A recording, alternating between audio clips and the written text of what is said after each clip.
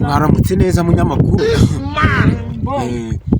Muri aka kanya turi kumwe nazengurutse ndeba izi karitsiye zose zina. Yego Nshakisha umusaza waba urimo. Nta wundi ni njye umaze imyaka 900 ntuye mu izi karitsiye. Amakuru yose aha ngaha wamukeneye yose nayakugezaho rwose mwana wanjye. Aha hantu ndumva ko mu gihe cya kera hari ahantu heza.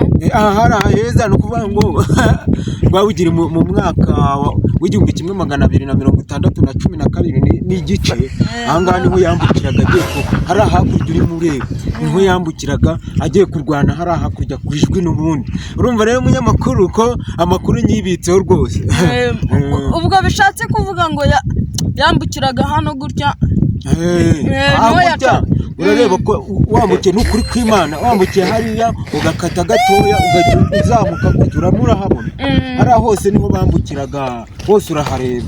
Urumva bivuze ngo hariya hari uruzi se reba hariya hose ukase gutya ukagera gutya. Buri iki kivu cyose umbajije ubundi hano iki kivu bakita Reyike Kivu. Urumva Reyike Kivu rwose. Ako se hano abantu baba babasha kogeramo nta neza berutse kuhogera mu myaka 1935 ngira umusore.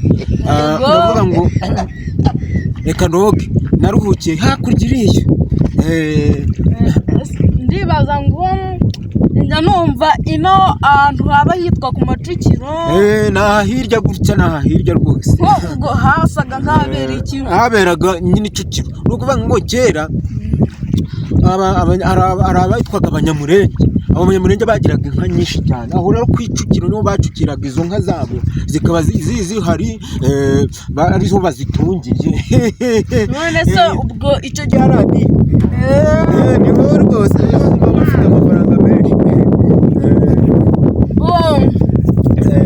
Ikibazo cy'amafaranga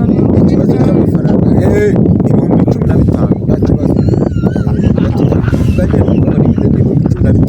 Urumva ko ari ukuvuga ikintu uzakorera muri iki gihe. amakuru yatugejeje uburyo bworoshye rwose ntabwo ngoranye. Igiceri cya senkani cyo nitwaje mu rugo. Ufite igiceri cya senkani? Nta kibazo. Igiceri cya senkani se ko ugifite kari icyawe ahubwo mpibyo 15 ndi kugenda. 15 se shaho wagize. Nakuga mu mafaranga naba nasabiye gusaba Giravuba.